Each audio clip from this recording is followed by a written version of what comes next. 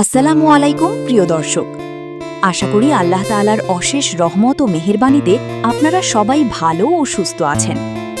Eagle টিমের জনপ্রিয় Islamic সামাজিক ধারাবাহিক নাটক বদসুরতের নতুন পর্বের বিশ্লেষণে আপনাদের সবাইকে জানাই আন্তরিক স্বাগত। প্রিয় দর্শক, আপনারা যারা নিয়মিত এই নাটকটি দেখছেন তারা নিশ্চয়ই জানেন যে প্রতিটি পর্বই আমাদের আবেগ, উত্তেজনা এবং কৌতূহলকে আরও বাড়িয়ে তোলে। বিশেষ করে সাম্প্রতিক পর্বের শেষ মুহূর্তগুলো দর্শকদের মনে অসংখ্য প্রশ্নের জন্ম দিয়েছে। জামালের প্রতি তার নিজের পরিবারের নির্মম আচরণ এবং আগামী পর্বে কি ঘটতে চলেছে তা নিয়েই আজকের এই বিস্তারিত আলোচনা।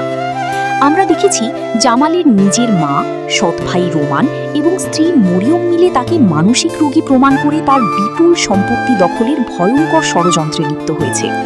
যখন জামাল বুঝতে পারে তাকে জোরপূর্বক মানসিক হাসপাতালে পাঠানোর পরিকল্পনা করা হচ্ছে, তখন সে সেখান থেকে কোনোভাবে পালিয়ে যেতে সক্ষম হয়। পালিয়ে গিয়ে জামাল স্থানীয় চেয়ারম্যানের কাছে সাহায্য ও আশ্রয় প্রার্থনা করে, কিন্তু দুর্ভাগ্যজনকভাবে চেয়ারম্যান ন্যায় বিচারের পথে না গিয়ে লোভের কাছে আত্মসমর্পণ করে। রোমানের দেওয়া লোভনীয় প্রস্তাবে রাজি হয়ে তিনি জামালকে নিজের ঘরে আটকে রাখেন এবং হিমেলকে জিম্মি করে রাখেন বাকি টাকার নিশ্চয়তা হিসেবে। অন্যদিকে মায়া একটি ভয়ঙ্কর স্বপ্ন দেখে গভীরভাবে উদ্বিগ্ন হয়ে পড়ে। সে মরিয়মকে ফোন করে জামালের খোঁজ জানতে চাইলে মরিয়ম তাকে মিথ্যা আশ্বাস দিয়ে জানায় যে জামাল নাকি 40 দিনের চিল্লায় গিয়েছে। ফলে মায়ার সন্দেহ আরও বাড়তে থাকে। পর্বের সবচেয়ে মর্মান্তিক ঘটনাটি ঘটে মোশারফ ভাইয়ের সঙ্গে। জামালকে উদ্ধারের উদ্দেশ্যে তিনি যখন চেক এবং সিন্দুকের 20 লাখ টাকা নিয়ে আসছিলেন, তখন রোমান ও তার সহযোগীরা তাকে চোর আখ্যা দিয়ে নির্মমভাবে মারধর করে। এমনকি মরিয়মও তাকে অস্বীকার করে। পরে জোর করে ভিডিও জবানবন্দি নিয়ে তাকে এবং তার পরিবারকে এলাকা ছাড়ার হুমকি দেওয়া হয়।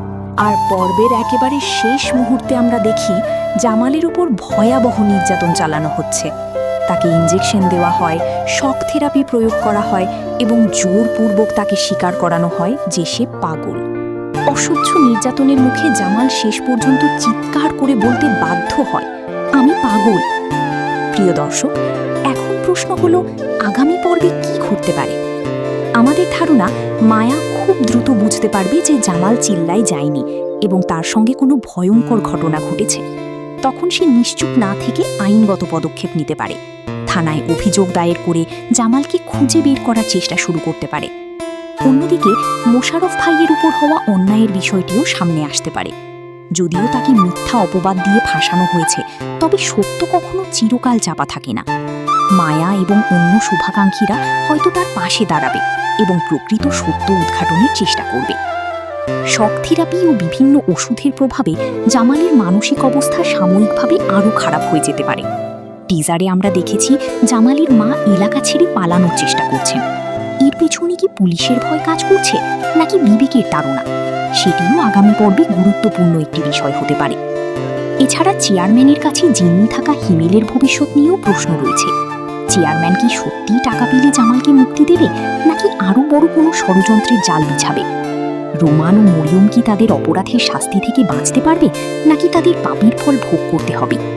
প্রিয় দর্শক, নাটকের এই টানটান উত্তেজনাপূর্ণ পর্বের পরবর্তী কিস্তি অফিসিয়ালি প্রচারিত হবে আগামী 2 জুন দুপুর 3টায়। আপনারা এটি সরাসরি উপভোগ করতে পারবেন ঈগল ইসলামিক নাটক ইউটিউব চ্যানেলে।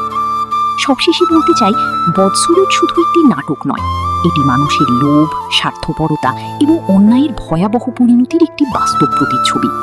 আপনাদের কি মনে হয়, মায়া কি জামালকে উদ্ধার করতে পারবে? মোশারফ ভাই কি ন্যায় বিচার পাবেন?